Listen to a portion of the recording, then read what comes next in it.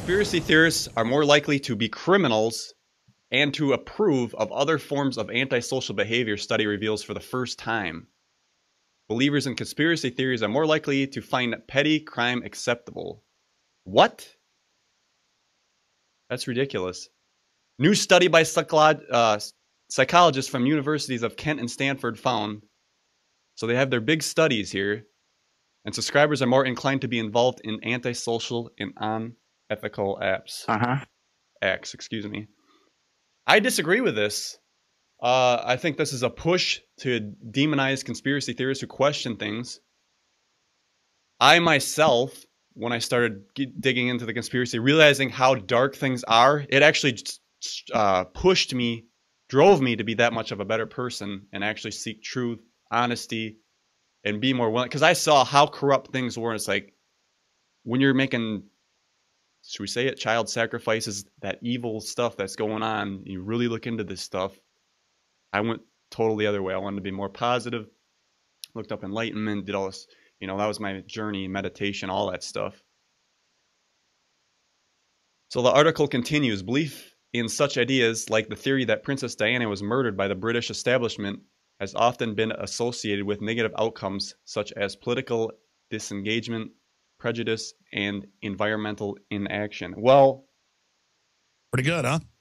If you hear that the government basically staged some of this stuff, you're going to be a little more weary of the government. They want you to freaking trust these government people that have been lying to you for so long.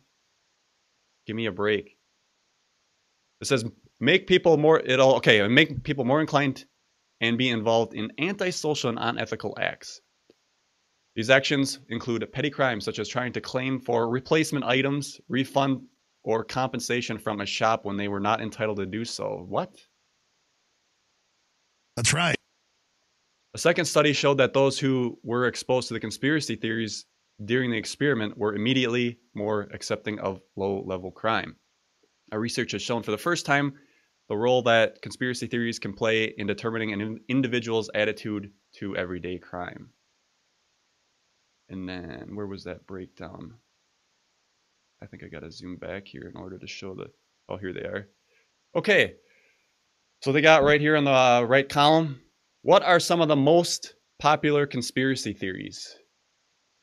The Apollo moon landing was staged. Exactly. The CIA killed JFK. Exactly. 9/11 was a plot by the U.S. government to justify a war in the Middle East. Exactly. President Barack Obama was not a natural-born citizen. Well, exactly. There was a lot of questions on his birth certificate there when you bring it up. A lot of anomalies. You can see that it didn't match the print that should have been for that time. But just ignore that, folks, because everything's fine and dandy, and that's just a conspiracy theory.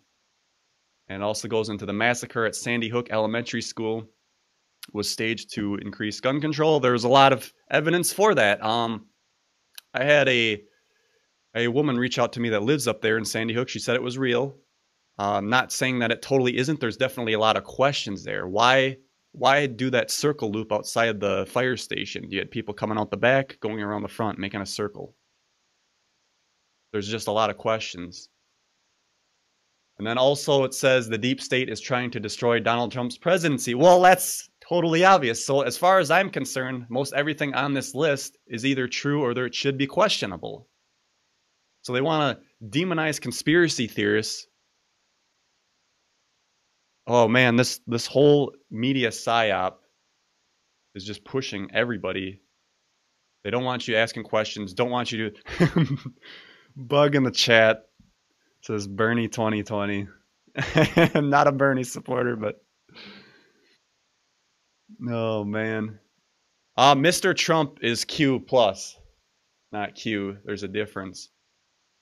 For the that was Night Saber in the chat said Trump is Q. Yep, all a psyop, folks. They want to control the narrative. But you can't ask questions. They don't want you asking questions.